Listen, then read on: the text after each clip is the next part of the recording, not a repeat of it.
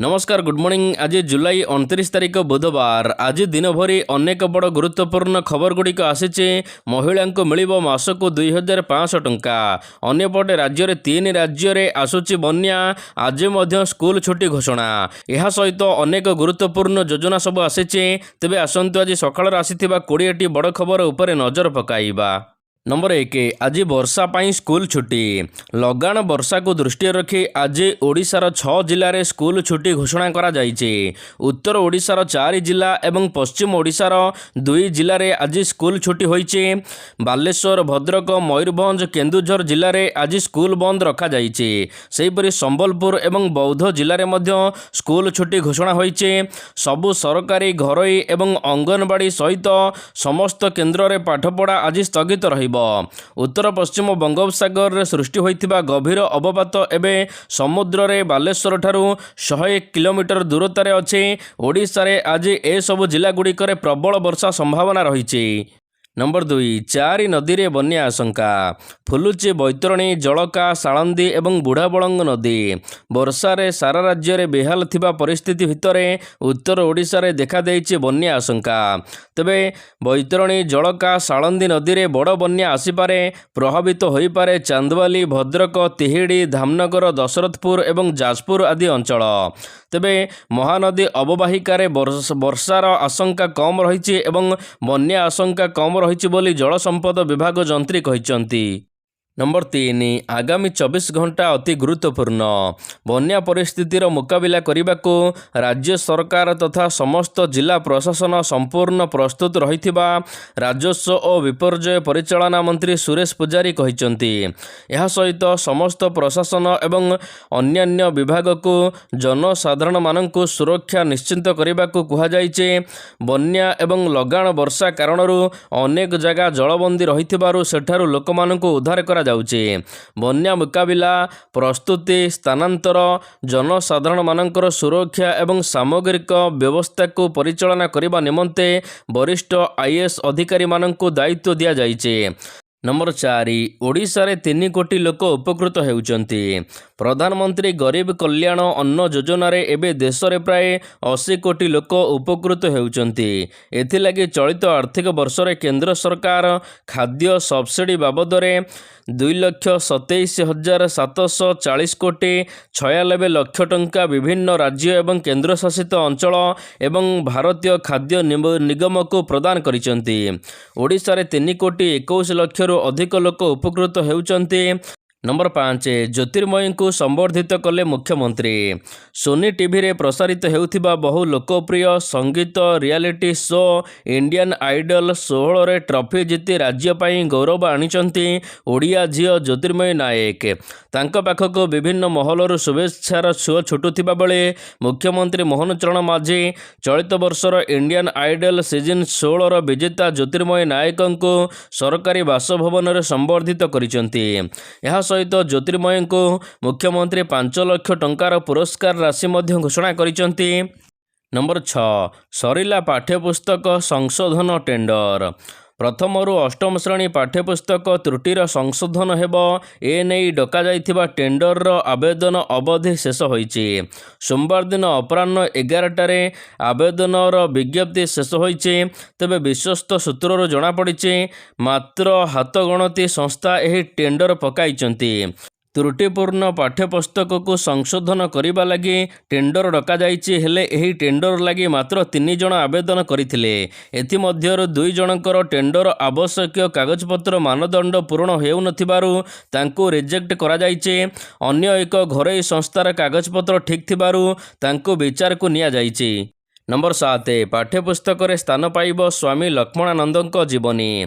स्वामी लक्ष्मणानंद सरस्वती त्याग, संघर्ष एवं जनजाति सेवा, राष्ट्र सेवार कहानी आगामी पीढ़ी प्रेरणार उत्स हेब। मुख्यमंत्री मोहन चरण माझी गतकाली स्थानीय रेल ऑडिटोरियम ठारे आयोजित स्वामी लक्ष्मणानंद सरस्वती उपर रचित वेदांत केशरी स्वामी लक्ष्मणानंद सरस्वती कृति व्यक्तित्व पुस्तकर उन्मोचन करिसंती। ଏହା ସହିତ ମୁଖ୍ୟମନ୍ତ୍ରୀ ଲକ୍ଷ୍ମଣାନନ୍ଦ ସରସ୍ୱତୀଙ୍କ ଅମୂଲ୍ୟ ସ୍ମୃତିକୁ ଉଜ୍ଜୀବିତ ରଖିବାକୁ ଓଡ଼ିଶା ସରକାରୀ ଭୂଷକ ମହାବିଦ୍ୟାଳୟ ଏବଂ ଚିକିତ୍ସାଳୟ ଫୁଲବାଣୀ ସ୍ୱାମୀ ଲକ୍ଷ୍ମଣାନନ୍ଦ ସରସ୍ୱତୀଙ୍କ ନାମରେ ନାମିତ କରାଯାଇଛି।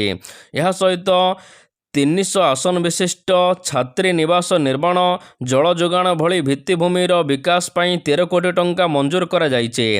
ଆଗାମୀ ଅଗଷ୍ଟ 21ରୁ ଆରମ୍ଭ ହେବାକୁ ଯାଉଥିବା ଲକ୍ଷ୍ମଣାନନ୍ଦଙ୍କ ଜନ୍ମ ଶତବାର୍ଷିକୀରେ ତାଙ୍କ ଆଦର୍ଶକୁ ପ୍ରତି ଗାଁରେ ପହଞ୍ଚାଯିବ। ନମ୍ବର 8 ପୁଣି ଚର୍ଚ୍ଚାରେ ଦାନ ମାଝୀ। କାନ୍ଧରେ ପତ୍ନୀଙ୍କ ମୃତଦେହ ବୋହି ବିଶ୍ୱବ୍ୟାପୀ ଆଲୋଡ଼ନ ସୃଷ୍ଟି କରିଥିବା କଳାହାଣ୍ଡିର ଦାନ ମାଝୀ ପୁଣି ଥରେ ଚର୍ଚ୍ଚାକୁ ଆସିଛନ୍ତି।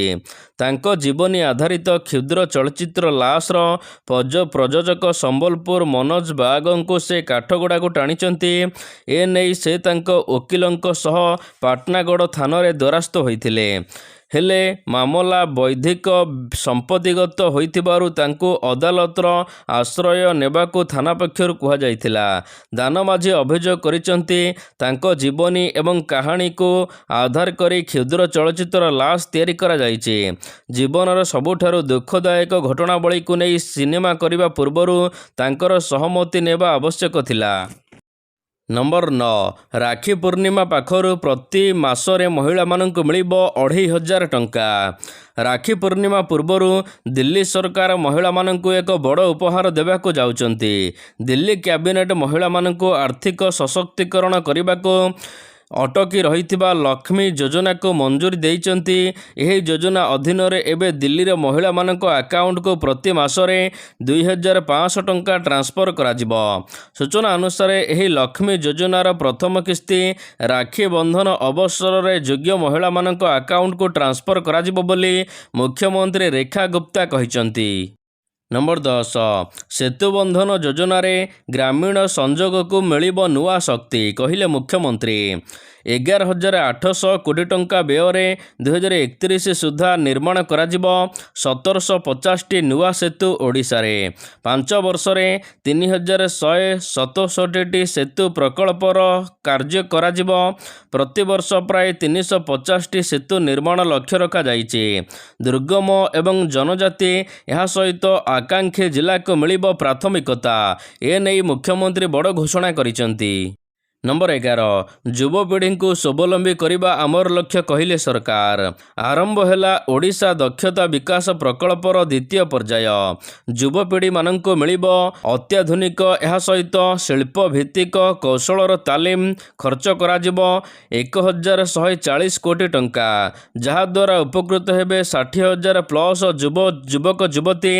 ରାଜ୍ୟରେ ଏବେ ଯୁବପିଢ଼ିମାନଙ୍କୁ ସ୍ୱାବଲମ୍ବୀ କରିବାକୁ ରାଜ୍ୟ ସରକାର ଓଡ଼ିଶା ଦକ୍ଷତା ବିକାଶ ପ୍ରକଳ୍ପ ଦ୍ୱିତୀୟ ପର୍ଯ୍ୟାୟ ଆରମ୍ଭ କରିଛନ୍ତି। ନମ୍ବର 12 ବଢ଼ୁଛି କରୋନାର ଭୟ। ଚୀନରେ ପୁଣି ଥରେ କାୟା ବିସ୍ତାର କରୁଛି କରୋନା। ଦିନକୁ ଦିନ ସଂକ୍ରମଣଙ୍କ ସଂଖ୍ୟା ବଢ଼ିବାରେ ଲାଗିଛି। ଗତ କିଛି ସପ୍ତାହ ଧରି 2026 ମସିହାର ପ୍ରଥମ ଥର ପାଇଁ କୋଭିଡ୍ ଭାଇରସକୁ ପଛକୁ ପକାଇ ଦ୍ରୁତ ଗତିରେ ଶ୍ୱାସକ୍ରିୟା ଜନିତ ସଂକ୍ରମଣ ବ୍ୟାପୁଛି ଏବେ ଚୀନରେ ଏବେ 80,000 ପାଖାପାଖି ନୂତନ କୋଭିଡ୍ ଚିହ୍ନଟ ହୋଇ ସାରିଲେଣି। ଅନ୍ୟପଟେ ଓଡ଼ିଶାରେ ମଧ୍ୟ କୋଭିଡ୍ ଭୟ ବଢ଼ିବାରେ ଲାଗିଛି। ଆନ୍ଧ୍ରପ୍ରଦେଶରେ କୋଭିଡ୍ ବଢ଼ିବାରେ ଲାଗିଥିବା ବେଳେ ଓଡ଼ିଶାରେ ରାୟଗଡ଼ା ପ୍ରତି ଭୟ ମଧ୍ୟ ବଢ଼ୁଛି। ନମ୍ବର 13 ଅପରାଧର ରେକର୍ଡ ନଥିବା ଛାତ୍ରଙ୍କୁ ତୁରନ୍ତ ଛାଡ଼, କହିଲେ ସୁପ୍ରିମକୋର୍ଟ। ପରୀକ୍ଷା ପ୍ରଶ୍ନପତ୍ର ଲିକ୍କୁ ନେଇ ସାରା ଦେଶରେ ହୋଇଥିବା ଛାତ୍ର ଆନ୍ଦୋଳନ ସମୟରେ ଗିରଫ ଏବଂ ଅଟକ ଥିବା ଛାତ୍ରଛାତ୍ରୀଙ୍କୁ ସୁପ୍ରିମକୋର୍ଟଙ୍କଠାରୁ ଆଶ୍ୱସ୍ତି ମିଳିଛି। ଅପରାଧିକ ରେକର୍ଡ ନଥିବା 18 ବର୍ଷରୁ କମ୍ ଛାତ୍ରଛାତ୍ରୀଙ୍କୁ ତୁରନ୍ତ ମୁକ୍ତ କରିବାକୁ ସୁପ୍ରିମକୋର୍ଟ କେନ୍ଦ୍ର ଏବଂ ରାଜ୍ୟ ସରକାରଙ୍କୁ ନିର୍ଦ୍ଦେଶ ଦେଇଛନ୍ତି। କେବଳ ସେତିକି ନୁହେଁ, ଦିଲ୍ଲୀ ଯନ୍ତରମନ୍ତର ସମେତ ବିଭିନ୍ନ ରାଜ୍ୟରେ କକରୋଜ ଜନତା ପାର୍ଟି ନେତୃତ୍ୱରେ ହୋଇଥିବା ଆନ୍ଦୋଳନରେ ସାମିଲ ଥିବା ଛାତ୍ରଛାତ୍ରୀଙ୍କ ବିରୋଧରେ ରୁଜୁ ହୋଇଥିବା ଏଫଆଇଆର୍ ଅପରାଧରେ ପରବର୍ତ୍ତୀ କୌଣସି ବଳପୂର୍ବକ ପଦକ୍ଷେପ ନିଆଯାଇ ପାରିବ ନାହିଁ ବୋଲି କୋର୍ଟ କହିଛନ୍ତି। ନମ୍ବର 14 3 ବର୍ଷରେ ବିଦେଶରେ 1900ରୁ ଅଧିକ ପ୍ରବାସୀ ଜୀବନ ହାରିଛନ୍ତି। ସରକାର ସାଂସଦରେ ଦେଇଥିବା ସୂଚନାରେ 2023ରୁ 2025 ମଧ୍ୟରେ 3 ବର୍ଷ ମଧ୍ୟରେ ବିଦେଶରେ ରହୁଥିବା 1900ରୁ ଅଧିକ ଭାରତୀୟ ନାଗରିକ ଜୀବନ ହରାଇଛନ୍ତି। ସେଥିମଧ୍ୟରେ 70%ରୁ ଅଧିକ ମୃତ୍ୟୁ ଉପସାଗରୀୟ ଦେଶଗୁଡ଼ିକରେ ଘଟିଛି। ନମ୍ବର 15 ଯନ୍ତର ମନ୍ତରରେ ଧାରଣା ଦେବ ପୋଲିସ। ଯନ୍ତର ମନ୍ତରରେ ଧାରଣା ଦେବ ପୋଲିସ କର୍ମଚାରୀ। ଜୁଲାଇ 31 ତାରିଖରେ ଦିଲ୍ଲୀ ପୋଲିସ ମହାସଂଘ ପକ୍ଷରୁ ଧାରଣା ଦିଆଯିବ। ଏନେଇ ପୋଲିସ କମିଶନରଙ୍କୁ ଚିଠି ଲେଖି ଅନୁମତି ମଗାଯାଇଛି। ଚିଠିରେ ସକାଳ 11ଟାରୁ ସନ୍ଧ୍ୟା 5ଟା ପର୍ଯ୍ୟନ୍ତ ଧାରଣା ଦେବାକୁ ଅନୁମତି ଦେବାକୁ ଅନୁରୋଧ କରିଛି ମହାସଂଘ। 31 ଜୁଲାଇରେ ଅହିଂସାପୂର୍ଣ୍ଣ ଧାରଣା ଚିଠିରେ କୁହାଯାଇଛି ଯେ ଗତ 20 ତାରିଖରେ ଯନ୍ତର ମନ୍ତରରେ ଏହାର ଆଖପାଖର ଡ୍ୟୁଟି ସମୟରେ ବହୁ ସଂଖ୍ୟକ ଦିଲ୍ଲୀ ପୋଲିସ ଅର୍ଦ୍ଧସାମରିକ ବଳର ଅଧିକାରୀ ଯବାନ ଗୁରୁତର ଭାବରେ ସାଧାରଣ ଲୋକଙ୍କ ଦ୍ୱାରା ଆହତ ହୋଇଛନ୍ତି। ଏହାର ପ୍ରତିବାଦ କରି ଧାରଣା ଦିଆଯିବ। ନମ୍ବର 16 ପରିବେଶ ସୁରକ୍ଷା ପାଇଁ ଧାମୀ ସରକାରଙ୍କ ବଡ଼ ଯୋଜନା। ଗାଡ଼ି ପାଇଁ ଟଙ୍କା ଦେବେ ସରକାର। ଉତ୍ତରାଖଣ୍ଡର ସରକାର ସ୍ୱଚ୍ଛ ସୁରକ୍ଷିତ ଏବଂ ଆଧୁନିକ ପରିବହନ ବ୍ୟବସ୍ଥାକୁ ଆଗକୁ ବଢ଼ାଇବାକୁ ବଡ଼ ପଦକ୍ଷେପ ନେଇଛନ୍ତି। ଏହି ଲକ୍ଷ୍ୟରେ ଏଣିକି ଗାଡ଼ି ମାଲିକମାନଙ୍କୁ ଦିଆଯିବ ବଡ଼ ଧରଣର ପ୍ରୋତ୍ସାହନ। ରାଜ୍ୟ ସରକାର କହିଛନ୍ତି କି ଯଦି କୌଣସି ବ୍ୟକ୍ତି ଇଲେକ୍ଟ୍ରିକ୍ ଗାଡ଼ି କିଣୁଛନ୍ତି ତେବେ ରାଜ୍ୟ ସରକାରଙ୍କ ପକ୍ଷରୁ ଇଲେକ୍ଟ୍ରିକ୍ ଗାଡ଼ି କ୍ରୟ ଉପରେ ସବୁଠାରୁ ଅଧିକ ସବସିଡି ପ୍ରଦାନ କରାଯିବ। ନମ୍ବର 17 ପୁଣି କମିଲା ସୁନା ଏବଂ ରୂପା ଦର। ଲଗାତାର 2 ଦିନ ହେଲା ସୁନା ଏବଂ ରୂପା ଦର କମିବାରେ ଲାଗିଛି। ସୂଚନା ଅନୁସାରେ ସୁନା 10 ଗ୍ରାମ ଉପରେ 1720 ଟଙ୍କା ଏବଂ ରୂପା କେଜି ଉପରେ 5000 ଟଙ୍କା କମିଛି। ଏବେ ସୁନା ଦର ପ୍ରତି 10 ଗ୍ରାମକୁ 1,42,000 ଟଙ୍କା ଥିବାବେଳେ ରୂପା ପ୍ରତି କେଜି ଉପରେ 2,17,050 ଟଙ୍କା ରହିଛି। ନମ୍ବର 18 ଅଗଷ୍ଟ ମାସରେ 14 ଦିନ ବ୍ୟାଙ୍କ ବନ୍ଦ ରହିବ। ଅଗଷ୍ଟ ମାସ ଆସୁଛି।